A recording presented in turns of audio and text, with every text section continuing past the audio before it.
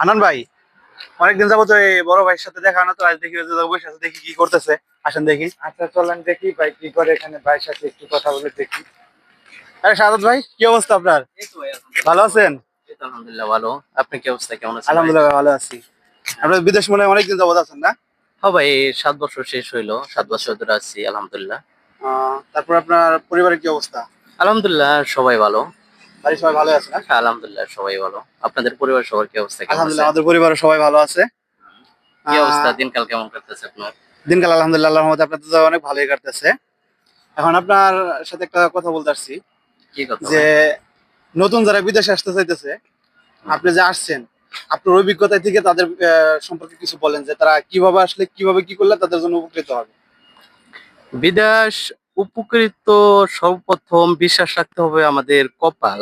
বিদেশ আসার আগে যে এ কাজে যাইবো ও কাজে যাইবো ওই চিন্তা করা যাবে না। এখানে বিদেশের বাড়ি বসেরা যে কাজে দিব ওই কাজে করতে হবে। যদি পরিশ্রম করতে পারে সে যেন আসে, আর যারা পরিশ্রম করতে পারে না তারা আসলে অনেকটাই কষ্ট হয়ে যাবে বিদেশের বাড়ি যদি তারা আসে।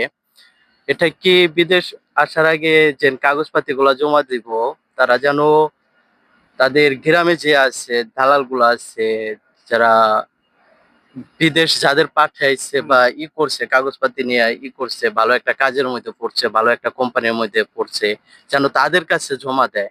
হুটহাট করে জমা দেওয়ার পর যদি করে তাহলে অনেকজনে অনেক রেকর্ড আছে, টাকা পয়সা মাইর খেয়ে আসতে পারতেছে না, টাকা পয়সা অনেক মাইর খেয়ে যায়। আচ্ছা, আপনার কাছে আমার একটা প্রশ্ন জানার আছে।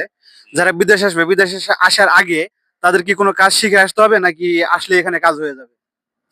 ভাই, নিজের পার্সোনালি কাজ জানাটা খুবই দরকার। যেমন বিদেশ আসার পর আপনি যে নতুন একটা কোম্পানিতে আসবেন, সে কোম্পানিটা কেমন হবে কেউ বলতে পারবো না।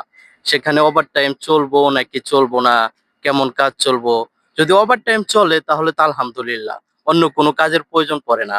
আর যদি আপনার এমন কোনো বিদ্যা থাকে নিজের জন্য, আপনার পরবর্তী সময়েও লাইগা ভালো, যদি আপনি বিদেশে আসেন একটা কাজ শিখা যদি কেউ আসে, তার লাগে অনেকটাই ভালো। যেমন আছে টেলার্স এর কাজ, চুল কাটা, তারপরে আপনার ওয়ার্লিং এর কাজগুলো আছে, টাইজের কাজগুলো আছে।